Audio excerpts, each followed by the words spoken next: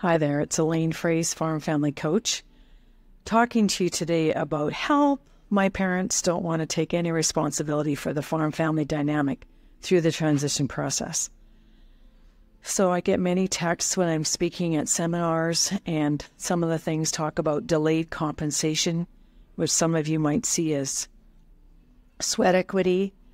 Some of you are having parents who just avoid coming to the table.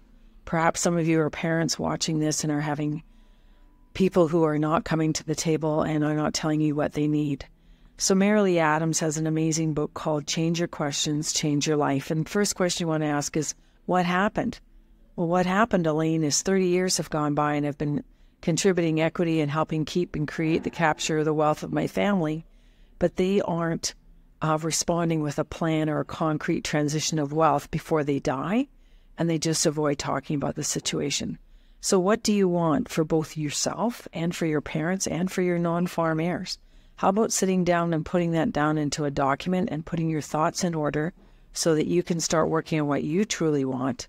And what can you learn from this process is that you are going to have to take initiative to keep being the driver of the transition process.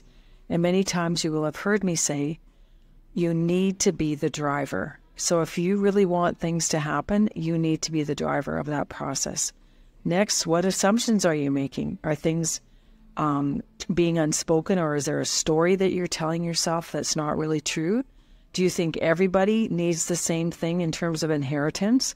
So fairness in farm transition is also about figuring out what you need and what the other people's expectations are. And that probably requires a facilitated conversation.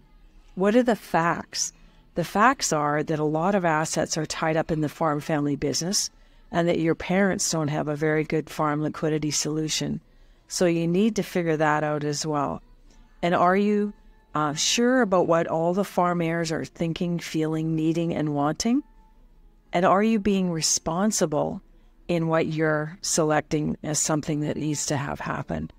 And what's possible? There's lots of things that are possible.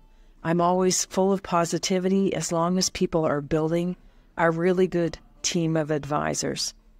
And what are your choices? And what is it best to do now? Somebody just photobombed my video. I'm filming this in a lounge in a Calgary airport because I've been traveling a lot this month for family celebrations and for work. And you're busy too. We all have timelines and commitments. But what you need to understand in this insight is that you get to choose your response, you get to ask for what you want, and you can't blame the rest of your family for how they're responding to you, because you need to take action for what you need and want in the farm transition process, and your parents need to take responsibility for their actions. I'm Elaine Fraze, Farm Family Coach, and perhaps the book you want to read this season is Marilee Adams, Change Your Questions, Change Your Life. But you get going right now on what you want for your farm transition and ask for what you need, and consider hiring a facilitator to keep those conversations with your parents safe and respectful. See you next time.